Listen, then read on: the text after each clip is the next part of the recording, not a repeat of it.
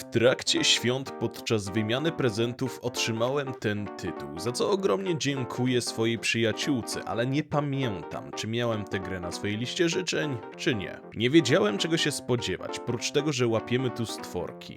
Jak się okazało, cała gra ma motyw Halloween i jest on niezwykle ważny, gdyż po drodze będziemy chociażby mieli zagadki związane z tym świętem. Gra dostarczyła mi przyjemnego klimatu, rozrywki, eksploracji i właśnie łapania różnorakich i ciekawych stworków. Pora więc, bym opowiedział wam o Pipkin, a zatem witajcie we wrażeniach z... Już sam start jest ciekawy, bo widzimy samego doktora Frankensteina, przy którym stoi zombie i który robi jakieś eksperymenty, po czym wchodzi nasza postać i rozmawia z tym doktorkiem. Po krótkiej rozmowie uczymy się podstaw walki i ruszamy w świat. Dostajemy listę zadań i po kolei wykonujemy je, a ich celem jest po prostu pokonywanie kolejnych osób z danego regionu, coś jak liderzy w Pokemonach. Tylko tutaj w sumie nie do końca wiem po co, bo ani nie dostajemy za to chyba odznak, ani nic takiego. No ale skoro takie mamy zadania, to po prostu je wykonujemy, eksplorując zamknięte lokacje, walcząc z innymi osobami czy stworkami, łapiemy je, trenujemy, zdobywamy doświadczenie i tak dalej, i tak dalej. Sama historia jest w sumie chyba niejasna dla mnie. W sensie, przyszliśmy do doktora, pokazał nam jak się walczy i mamy listę zadań.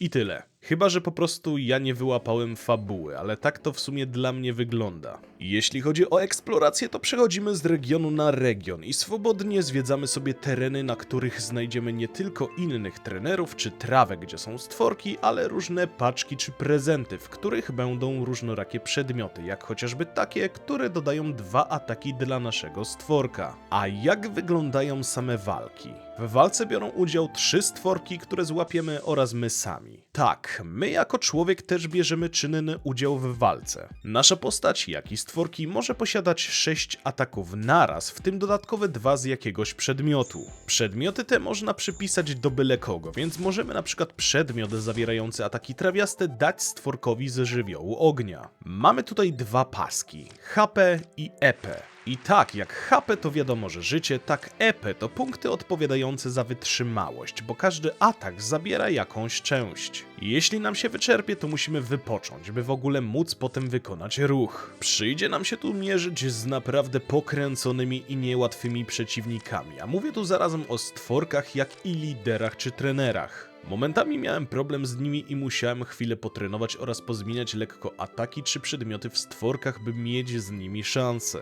Niektórzy skupiali się na osłabianiu mnie, a wówczas musiałem jakoś temu przeciwdziałać, bo na przykład 2 jego stworki zmniejszały obronę i szybkość, w efekcie szybko kończył walkę. A nie możemy, jak w Pokemonach, dobijać sobie poziomu do 99, tylko mamy limit bodajże do poziomu 30.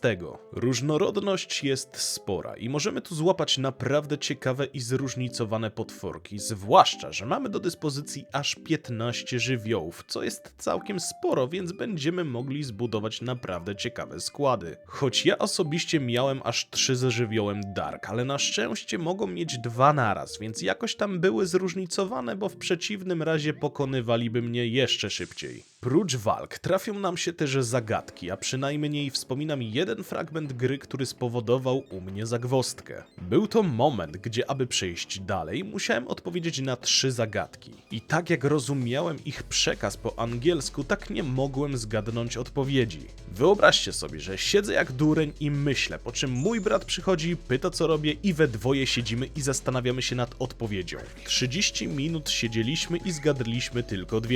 Okazało się też, że motyw Halloween jest tutaj nad wyraz istotny i to powinno nam dać odpowiedzi. Trafi się też moment, gdzie walka będzie utrudniona, bo walcząc z pewnym klaunem musimy wybrać jeden z balonów, by móc z nim walczyć. A kwestia tego, że jeden balon zawiera coś, co zmniejsza atak, a drugi coś, co zmniejsza obronę i nie jesteśmy niestety w stanie uniknąć tego, co powoduje pewną trudność, ale wówczas gra jest ciekawsza. Ciekawym elementem gry jest też możliwość odblokowania nowych wyglądów postaci, które możemy wybrać, gdybyśmy chcieli zagrać od nowa. A tych postaci jest trochę i odblokowujemy je w trakcie gry, walcząc z nimi. Fajna rzecz, bo mamy coś dodatkowego od nich niż tylko pieniądze, a dodatkowo może to kogoś zachęcić do ponownej gry, by móc zagrać jako inna postać. Tylko jest pewien, według mnie, problem. Gra jest zajebiście krótka i udało mi się ją ukończyć w bodajże 5-6 godzin, z czego zrobiłbym to pewnie szybciej, gdyby nie liczne porażki.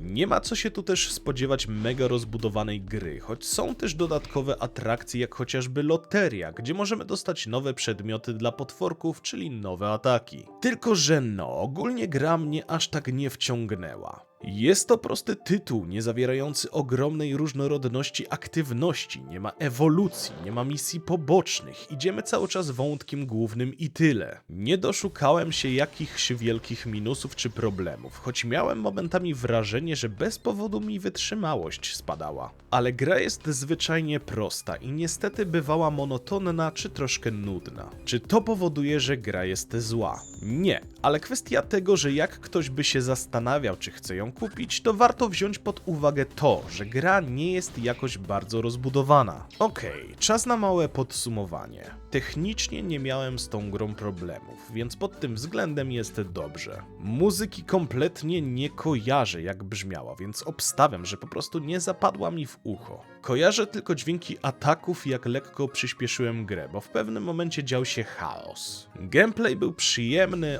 gra w stylu Pokémonów, tylko troszkę prostsza. Podobał mi się zwłaszcza ten motyw Halloween.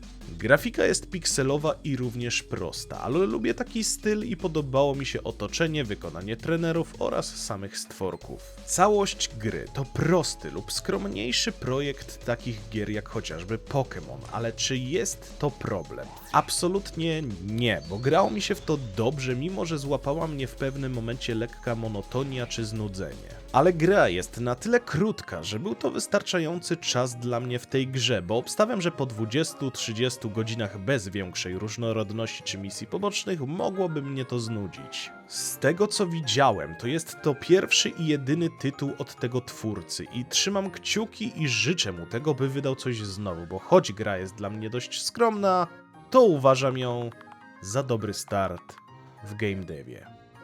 Także to tyle.